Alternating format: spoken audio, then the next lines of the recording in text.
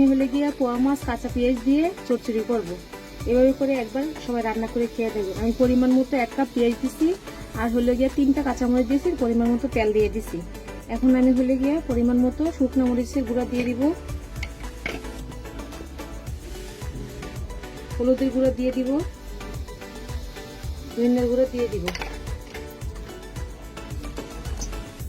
পরিমাণ মতো লবণ দিয়ে দিব, তারপরে পরিমাণ মতো একটু আদা রসুন বাটাও দিয়ে দিব। দিয়ে এটা আমি ভালো করে একদম মাখাই নেব।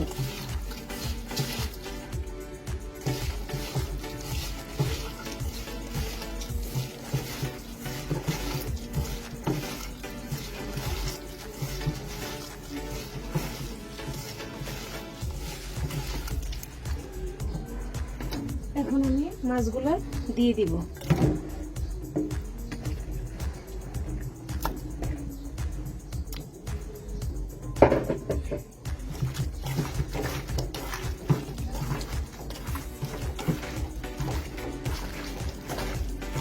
মাছগুলো আমি পেঁয়াজ এবং আদা রসুনের সাথে ভালো করে মাখাই নিব। এভাবে করে মাছ ভুনা করে খেলে পোয়া মাছ অনেক ভালো লাগে। আমি তার সাথে একটু জিরার গুঁড়াও দিয়ে দিব,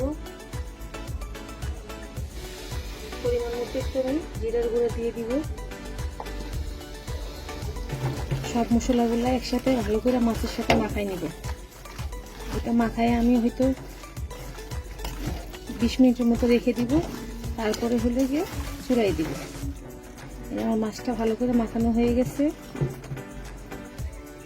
আমি পোয়া মাছগুলো মাখায় রাখছিলাম, এখন সে একটু পানি দিয়ে বসায় এগুলো আমি চচ্চড়ি করতে দিয়ে দিব।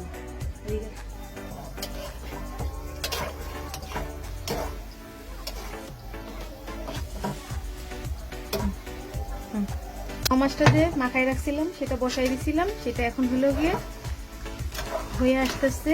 তারপর লাস্টে আমি ধনিয়া পাতা দিয়ে নামাই দিব। এভাবে করে একদিন হলে গিয়ে পোয়া মাছ ভুনা করে খেয়ে দেখেন, অসম্ভব মজা হয়, যা বলার বাহিরে। একটু পোয়া মাছ দিয়ে অনেক ভাত খাওয়া যায়। আমি ধনিয়া পাতাটা দিয়ে দিব।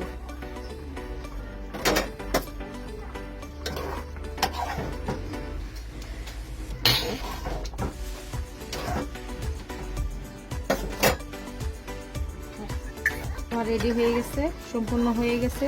এখন দেখলাম লবণ ঠিক মতো আছে, তরকারিটা অসম্ভব মজা হয়েছে। অবশ্যই আপনারা সবাই এভাবে একদিন রান্না করে খাবেন। আর আপুর ভিডিও যদি ভালো লাগে অবশ্যই আপুকে সাপোর্ট করবেন।